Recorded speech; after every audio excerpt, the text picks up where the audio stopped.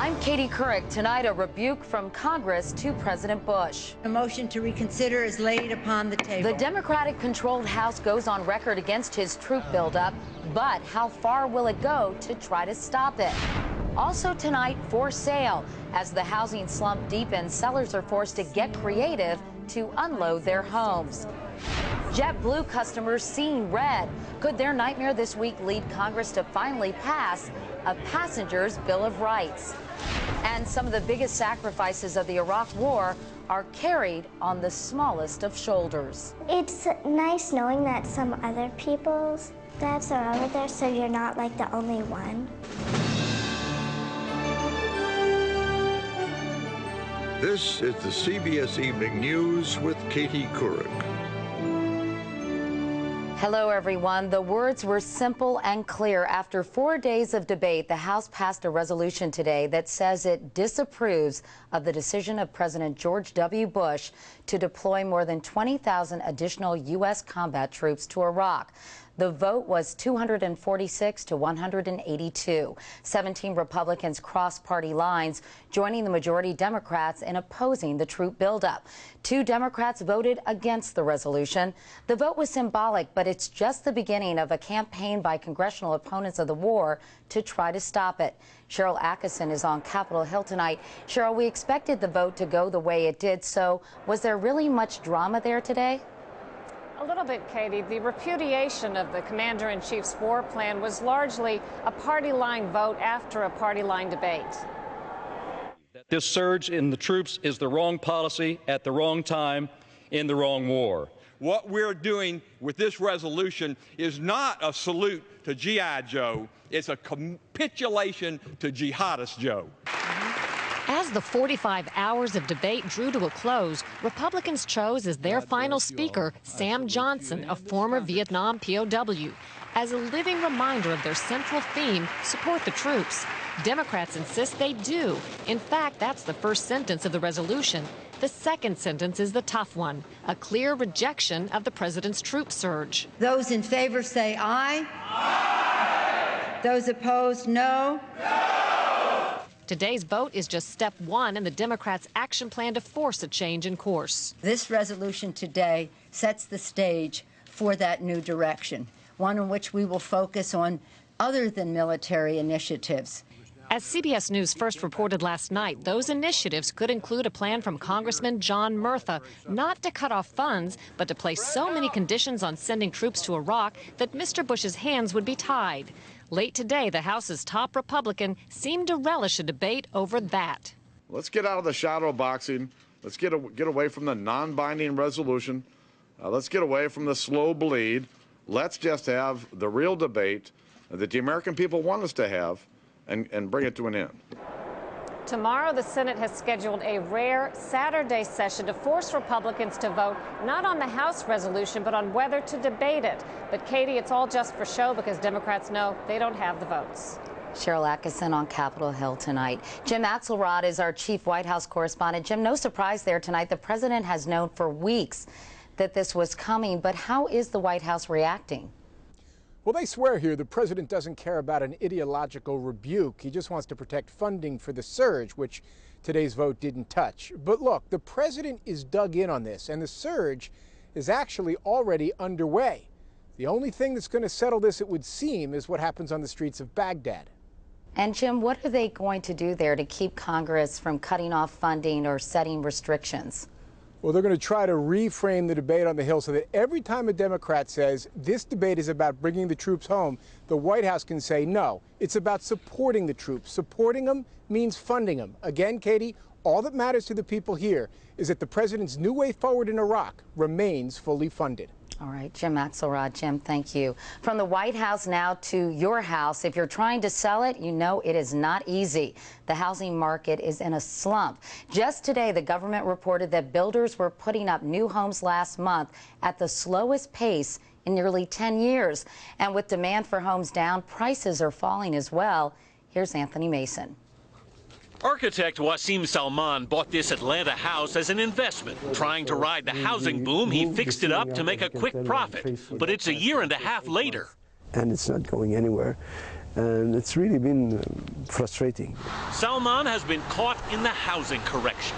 The market is getting tougher and tougher. I think the market is flooded with homes. And prices continue to fall. Across the country, the median home price is now $219,000, down 2.7% from a year ago. Among the worst-hit regions, the Sarasota area of Florida, Springfield, Illinois, Reno, Nevada, and San Diego, California. Construction has slowed dramatically, too. The number of houses that builders started in January dropped by more than a third over a year ago. That's the biggest decline in more than 15 years. Builders have anticipated a slowdown in demand. They've anticipated a decline in prices, and they're correcting for that. Wasim Salman is also adjusting. With 2 investment properties stuck on the market, he's changed realtors. Then you've got some great natural light coming in. And dropped the asking prices so low, he's ready to take a loss. This is just a giveaway. Whoever is getting those homes, they're getting the deal. So how long will the housing slump last? With interest rates still low, economists say we should start to pull out of this year, but we may not have hit bottom yet. Katie? More bad news for sellers. Anthony, thanks. So what are home sellers doing in the meantime to attract buyers who are holding the cards? Kelly Kobiea has that part of the story from one of the hardest hit states, Florida. No matter what you do, I mean, this has got to be the selling point, right? Yeah, this is why I bought the apartment in the first place.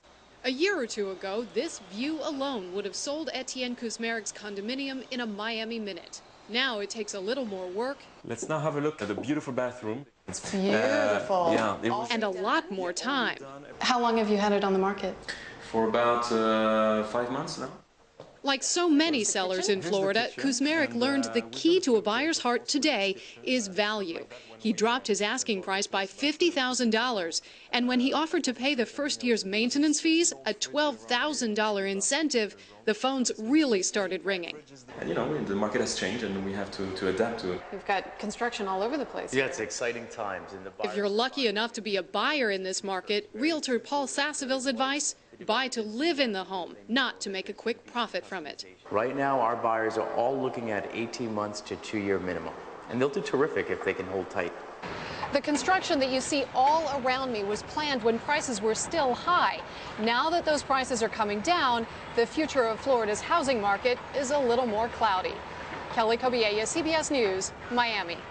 From sunny Florida to snowy Pennsylvania, the governor apologized today for the slow response to the storm, which left thousands stranded as long as 24 hours on what became the world's longest parking lot, Interstate 78.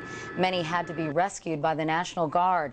The last few cars and trucks were removed today, but the highway is still a sheet of ice and parts of it still closed. And JetBlue Airways was still canceling flights today after leaving hundreds of passengers stranded on planes earlier this week. Bob Orr tells us that's prompting new calls for congressional action. The blizzard blew through in hours, but the misery goes on. For the third straight day, JetBlue canceled scores of flights at New York's Kennedy Airport, where some stranded passengers feel more like prisoners. Tired, want to go home, dead. Now, JetBlue's ice storm meltdown is fueling new calls for a passenger's Bill of Rights, a law to actually outlaw what happened Wednesday. Hundreds of passengers trapped for up to 10 hours on 9 jets, caught in an icy gridlock between the JFK terminal and runways. It's 2:20 in the morning, and we're still on this plane. The airline is offering apologies, free tickets, and refunds for not getting passengers off the plane sooner. As soon as the dust settles here, we're going to have a plan and to make sure that this never happens again. But Kate Hanai won't trust airline promises. She was stranded for 8 hours on an American Airlines jet in Texas over New Year's. Now she's leading the passengers' revolt. It's not right, and it was inhuman what happened to us, and the only way we seem to be able to prevent it is by having a law passed. A Bill of Rights, ensuring that passengers are held no longer than 3 hours on a grounded flight, notified of delays within 10 minutes, and guaranteed food, water, sanitary facilities, and medical attention during long waits on the tarmac. Still, skeptics say it's up to the airlines to police themselves. You really can't legislate customer service. Airlines have to believe that they can't treat their passengers like cattle. Backers of the bill say they understand that bad weather can cripple airports and trigger delays. But at the same time, they say airlines have no right to compound the misery by holding their passengers hostage. Bob Orr, CBS News, Washington. We've got much more CBS News ahead. Coming up next, they're children of American heroes displaying their own courage back home while mom or dad is serving overseas. And later, Steve Hartman's Assignment America, a very special woman giving a very special gift to her daughters.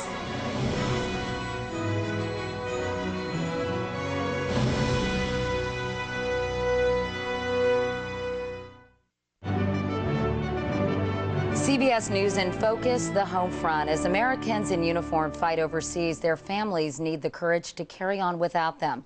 163,000 U.S. servicemen and women are serving in Iraq and Afghanistan. And according to the Pentagon, these American heroes have at least that many children back in the States. Jerry Bowen tonight with their story.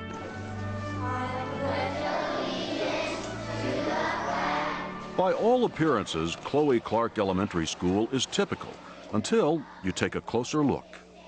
How many of us are from military families? Please raise Half the 300 students here come from Army families. My mom might be going to Iraq in April. Which means, young as they are, these kids have a stake in the war. My dad went the 2nd of this month. And Counselor Coley Fannon's job is to help them learn how to cope. He holds weekly group sessions. It's nice knowing that some other people's dads are over there, so you're not like the only one. I won't be able to see him for a year, but... Richie O'Leary's dad is over there, too. Richie says he can tell when another student is upset. Like, they're talking kind of shaky or something, feel that they're sad. The counseling program started here nearly 4 years ago, just after the U.S. invasion of Iraq. As parents went off to war, sometimes both parents, serious behavior problems started here. Falling grades, acting out. We really were in crisis mode. Principal Gary Yoho. Thoughts of mom and dad being gone were always on their minds. For 7-year-old Ty Murphy, they still are. What do you think about? Just him being gone pretty much makes me sad. Warrant Officer Andrew Murphy is on his second tour in Iraq. Ty clings to the special dog tags his dad left behind. They just say be strong and courageous. Lord your God will never leave you. Chloe Clark School is next door to Fort Lewis, home to the 4th Stryker Brigade, heading to Iraq in April. The 3rd is already there. That includes Major Jim Gaylord, about to head back after a very brief home leave. I know he's going to be back, and I know that he's going to be here for my next birthday. The behavior problems are largely gone now. The kids have learned to cope. For nearly half their lives, this war has been part of their reality. Maybe it says something about humans in general. I don't know that we can stay on high alert forever. My dad is out southeast of Baghdad. So they learn to cope, but that doesn't mean 10-year-old Trey Nesbitt likes it. All the pictures that you're going to be taking while your dad's gone, or your loved one's gone, there's going to be something missing, and that's going to be that person. On closer look, Chloe Clark is not typical at all. And there's one more thing that makes it special. So far, every single parent who's gone to war from here has come home alive. Jerry Bowen, CBS News, DuPont, Washington. And starting Monday, CBS News in Focus looks at the challenges facing baby boomers caring for their children and their elderly parents at the same time. The problems and some solutions in a special series, The Caregivers. And still ahead tonight, Assignment America, a mother who's given a very special gift to hundreds of families, now trying to do the same for her own. In tonight's CBS News briefing, President Bush got some medical treatment today. A dermatologist removed 2 moles from his left temple. The president's doctors believe tests will show they are not cancerous. Mr. Bush, who is 60 years old, has had a number of skin growths removed in the past, none of them cancerous. Could it be two of America's big three car companies, competitors for more than 80 years, joining forces? A trade publication, the Automotive News, is reporting tonight that General Motors is in talks to buy the Chrysler division of Daimler Chrysler. Neither company will confirm the story, and industry analysts believe a GM-Chrysler merger is a long shot. And investigators believe they now know who was behind the bizarre death of a pizza delivery man in Erie, Pennsylvania 3.5 years ago. Before he died, Brian Wells told police someone had forced him to rob a bank with a bomb attached to his neck. He was killed when it exploded as he sat handcuffed while police waited for the bomb squad. Tonight, officials are not naming any suspects, saying only that indictments are expected by next month. Coming up next, a poignant assignment America. And as we near the end of the week, a reminder of the big story that was a big headache for so many over the past few days, that wicked blast of winter weather. The roads are terrible. There's a lot of black ice and a lot of treacherous driving.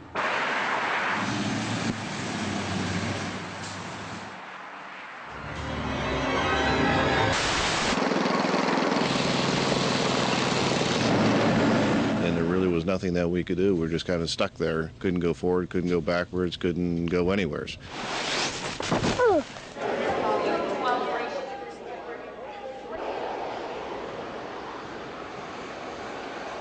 And how long have you been in line? What year is this? Almost lost my yardstick. We cannot fight the weather. Can't fight the weather.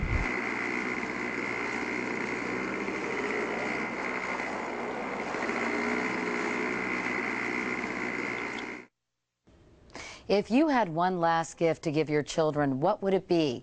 If you said love, you'd be thinking very much like Diane Sadovnikov. Steve Hartman has her story in tonight's Assignment America. By at least two accounts, 48-year-old Diane Sadovnikov is the best mom in the world. My sources? 9-year-old Christina Sadovnikov and her 6-year-old sister, Rebecca. Well, she's very forgiving. She doesn't make us make our beds. Well, sometimes she does. Yeah, but not all the time. And that's not even the half of it. As director of the Sense Resource Center, Diane has facilitated adoptions for more than 300 Ukrainian orphans, matching them all with loving American families. Healthy little baby. Co-workers say she has a great eye for finding good adoptive parents. It's a talent she will now call on one last time, for one final adoption, her own 2 children. It's hard, but I want them taken care of as well as I can possibly arrange for it. She had cancer. Yeah. Their mom was diagnosed with stage 4 cervical cancer last March and has been in and out of the hospital ever since. For Thanksgiving, she didn't come home. And Christmas, she didn't come home, and Easter. Diane's oncologist, Dr. George Kemp. Advanced cancer of the cervix has a poor prognosis. The mortality rate is 90%, a statistic most patients simply ignore. Are you eating better? Yeah. But not this one. She has come to accept things in a way that's quite unusual. Come on, girls. Diane is a single mom. She has a few relatives, but she says they're all either too old or too far away to be a really good match. And she wasn't about to start compromising on her adoptions now. Yeah, she's something else. So, after just a few months searching, Diane found the qualities she was looking for in a family friend who said yes.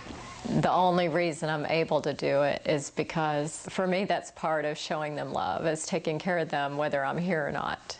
Not to say Diane is giving up. Not to say anyone here is giving up. I get up in the morning because they're there. I would like her as a mom for my whole life. Okay. Me too. Okay, that's unanimous. All right. Diane's doctor says if she can just make it 5 years, she'll probably beat this. So here's hoping for 5 years. Yeah, absolutely. Well, sweet, good-looking kids, huh? Adorable kids, and what a wonderful woman, a wonderful mom. And hopefully the story won't even matter. She'll live right through it and forget all about it. I hope so. I hope so too. So tell us about next week. Okay, next week. We have 3 choices as always.